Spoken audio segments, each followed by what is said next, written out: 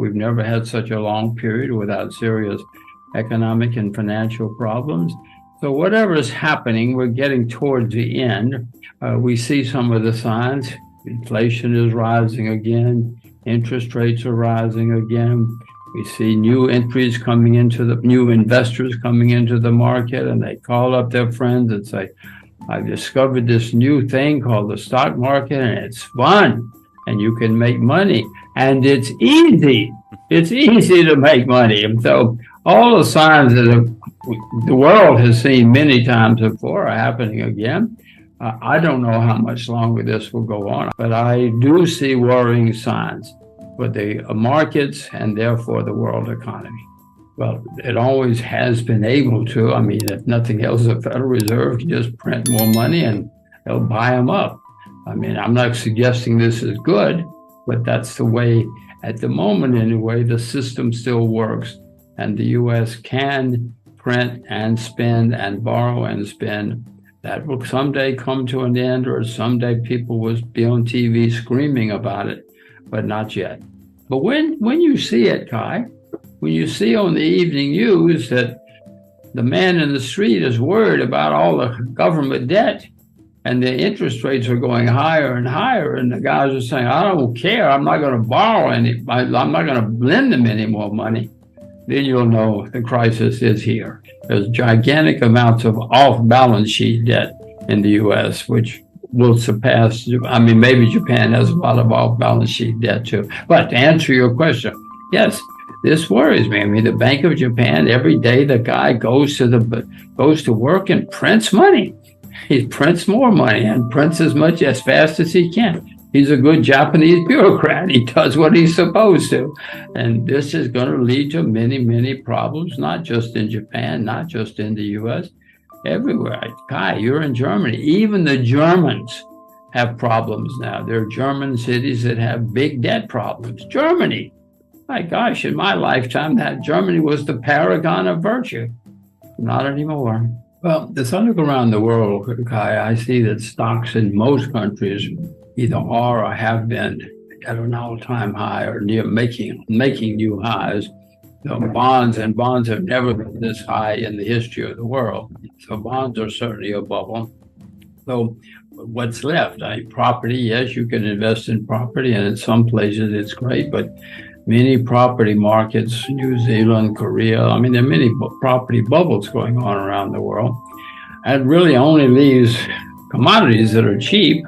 I mean, silver is down 60% from its all-time high. Sugar, down more than 60%. So the only asset class that I see where they're really cheap entities are commodities. That doesn't mean you can't lose money if you buy them, but that's the only place I see on a historic basis cheap prices.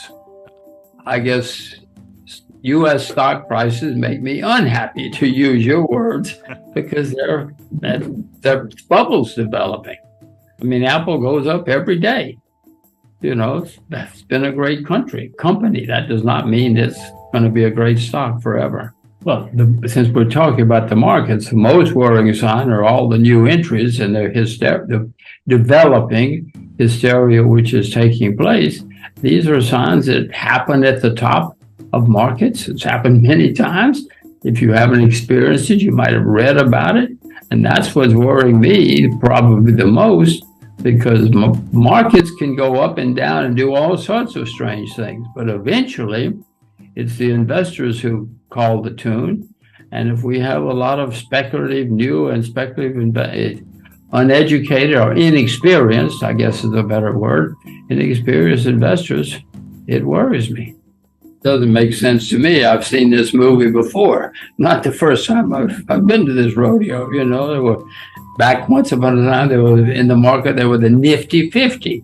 And the wisdom was, you buy these 50 companies, you don't ever have to worry about the stocks. Just buy them and forget them. You know how that wound up.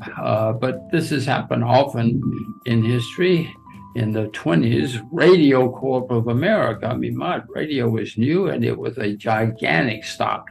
Stock went straight through the roof, always, every week, every day. I mean, 1929 came along and ended that story, but mean, this has happened before, Kai. All these young, or I should say not young, but inexperienced investors coming in and talking about how easy it is. It's not the first rodeo. The market is not telling me, the market, I hope, will tell me when to buy it, because someday I'm going to see everybody's negative on silver and talk about how it always goes down and blah, blah, blah. If that happens, the market will tell me to buy. But silver is used in solar energy, as you well know, and in many other things. I'm not sure when I will buy or what the catalyst will be. I just hope I'm smart enough to buy it before it skyrockets again. Well, the most important information for any investor is don't listen to the TV, don't listen to the radio or the newspaper. Just invest only in what you yourself know a lot about. Now, and everybody watching this knows a lot about something, whether it's cars or fashion or something. And that's where you become a successful investor. Stay with what you know. But people will tell you, Kai, oh, but that's boring. Be boring. Be boring and invest in what you will see major changes before I will, because you look at it every day. It's your passion. And that's how you become a successful investor. Don't listen to hot tips. A very strong word of advice is, Kai, everybody wants to be rich this week. Me too. But don't listen to hot tips.